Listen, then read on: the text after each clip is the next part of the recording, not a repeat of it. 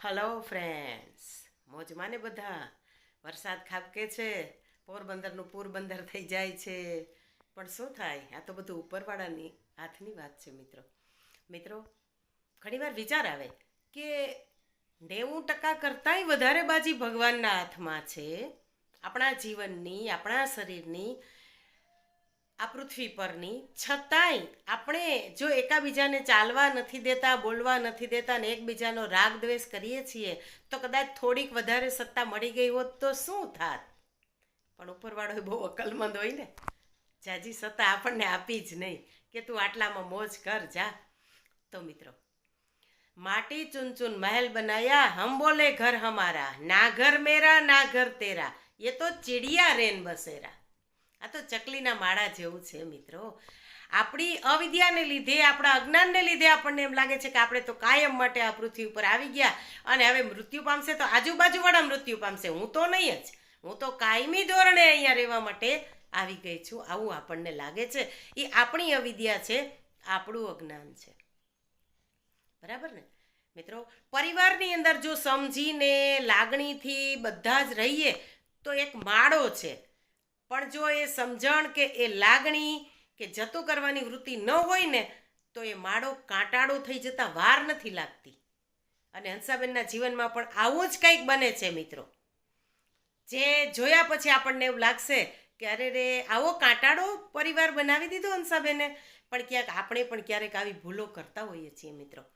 તો મિત્રો, બધું પતી જાય છે. હંસાબેન એવો જવાબ આપે છે કે હું પછી વિચારીને કહીશ. એટલે માતા પિતાને મગજમાં એક શંકાનું બીજ રોપાઈ જાય છે, કદાચ કરે તો હંસા ભાગનો દાવો કરે ખરી હો. બાકીની બે દીકરીઓ કહી દીધું કે ભાઈ તું ગમે ત્યારે બોલાવીશ, ગમે તે કાગળિયું બતાવીશ, એમાં આંખ વીંચીને સહી કરવા માટે અમે બે બહેનો તૈયાર જ છીએ. કારણ કે માવતરે આવડી મોટી કરી, ભણાવી ગણાવી, આટલો કરિયાવર લઈને સાસરે મોકલી અને હજી માવતરની મિલકતમાંથી માયગા જ રાખવાનું. અને સાસરે અમને કેવડી મિલકત મળી છે, જો અમારી નણંદો જો એ મિલકતમાંથી ભાગ માગે તો. પણ હંસાબેન છે, એણે આ એક મભમ વાત રાખી અને મા બાપના મનમાં શંકા પેઠી. હવે બધા પાછા વિખેરાઈ જાય છે. હંસાબેનની નણંદો જન્માષ્ટમીમાં આવે છે, કારણ કે રક્ષાબંધનમાં હંસાબેન ગયા હતા. એટલે તે વખતે બધા સાથે મળીને આનંદ મોજ મસ્તી કરતા હોય છે. બધા બાળકો પણ હવે કોલેજમાં આવી ગયા. એટલે એક નણંદનો દીકરો કહે છે કે ભાઈ મારે તો છે ને ભણીને ફોરેન જતું રહેવું છે, મારે ઇન્ડિયામાં રહેવું નથી. એટલે નાની કહે છે કે પણ બેટા તું એક જ દીકરો છે તારી મા બાપનો, અને તું અહીંયા ન રહે તો પછી એનું કોણ? ત્યારે હંસાબેનના નણંદ એટલે પેલા છોકરાના મમ્મી એવું બોલે છે કે માં મારે તો સરકારી અને પેન્શનવાળી નોકરી છે, એટલે એ મારા બીજા દીકરા જેવું પેન્શન છે. એટલે કદાચ મારા આ દીકરાને દુનિયાના છેડે જવું હશે તો હું એને જાતા રોકીશ નહીં. એના વિકાસ માટે એ ભલે ગમે ત્યાં જાય, મારે તો પેન્શન છે એટલે મારા ઘટપણની ચિંતા, અમારા ઘટપણની ચિંતા મારે નથી. આ વાત ખાલી મજાક મસ્તીમાં જ કરવામાં આવેલી, પરંતુ હંસાબેનના મગજમાં સાપ સીડીની રમત શરૂ થઈ ગઈ. અને એણે વિચાર કર્યો કે મારી બહેનો છે, ભાઈ છે, મારી નણંદો છે, આ બધાને સરકારી નોકરી છે, એટલે એ બધાને પેન્શન મળવાનું છે.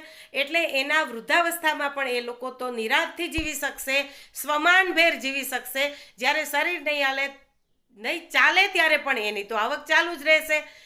હું એક જ એવી છું કે મારે પેન્શન નથી આવવાનું, મારા પતિને પણ ધંધો છે. એટલે એ આ અંગે પતિના કાને વાત નાખે છે કે આપણે તો પેન્શન પણ નથી તો આપણા ઘટપણનું શું? ત્યારે એના પતિ છે હસતા હસતા કહે છે, કરે ગાંડી તું એવી ચિંતા શું કામ કરે છે? હું બેઠો છું ને, તારે કેટલી મિલકત જોઈએ છે? તારા નામે કરી દઉં મિલકત, પછી શું? પણ છતાંય હંસાબેનના મગજમાં એક રમત શરૂ થઈ જાય છે કે જો માતા પિતાએ વાત કરી છે કે વારસાઈ કરાવવાની છે પિતાને, તો હું જો એમાંથી મારો ભાગ લઈ લઉં અને એ મિલકત હું જો મારા નામે રાખી દઉં તો મારું ઘટપણ સલામત થઈ જાય, હું સ્વમાનભેર જીવી શકું. કાલ સવારે વહુવારુઓ ઘરમાં આવે તો પણ મારો વટ રહે કે મા પાસે આટલી મિલકત છે. જેમ પેન્શન લાવતા વડીલો છે એ વટથી ઘરમાં રહેતા હોય, એવી રીતે હું પણ વટથી કહી શકું કે મારા નામે આટલી મિલકત છે ને, મિલકત મારા બાપના ઘરની છે. એટલે એના મગજમાં જુદી જુદી જુદી જુદી વિચારસરણીઓ ચાલતી રહે છે મિત્રો. ઘણી વખતે પતિના કાને વાત નાખે ત્યારે પતિ છે એ હસી કાઢે, પણ એના હંસાબેનના ખુદના મનમાં આ આખી એક શતરંજની રમત છે એ શરૂ થઈ જાય છે અને એ સતત એ બાબતે વિચાર્યા કરે છે. મિત્રો, સંઘર્ષોની હાજરી ત્યાં જ હોય કે જ્યાં લાગણીની ગેરહાજરી હોય. જો લાગણીની હાજરી હોય તો સંઘર્ષો હાજર રહી શકતા જ નથી. આ હકીકત છે અને દરેક પરિવારમાં આવી ઘટના ઘટતી હોય છે.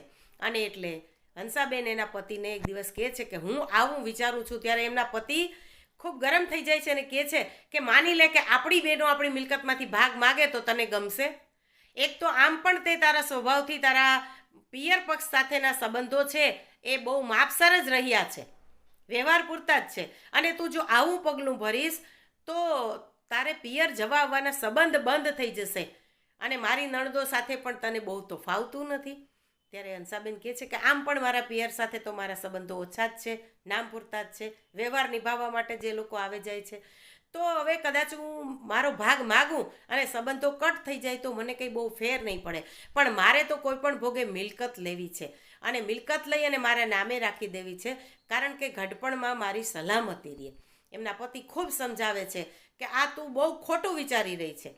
અત્યાર સુધીની તારી દરેક જીદમાં હું તને સાથ આપતો હતો, મને નહોતું ગમતું તો હું મૂંગો રહેતો હતો, પણ આ બાબતે હું મૂંગો નહીં રહું. આ બાબતે હું તને ચોખ્ખી ના પાડું છું અને જો છતાંય તું જો આ પગલું ભરીશ તો હું તારા ભાઈ અને માતા પિતાના પક્ષે રહીશ. આટલી ધમકી આપે છે, છતાં હંસાબેન આગળ શું કરે છે એ આપણે આવતીકાલે વિચારશું.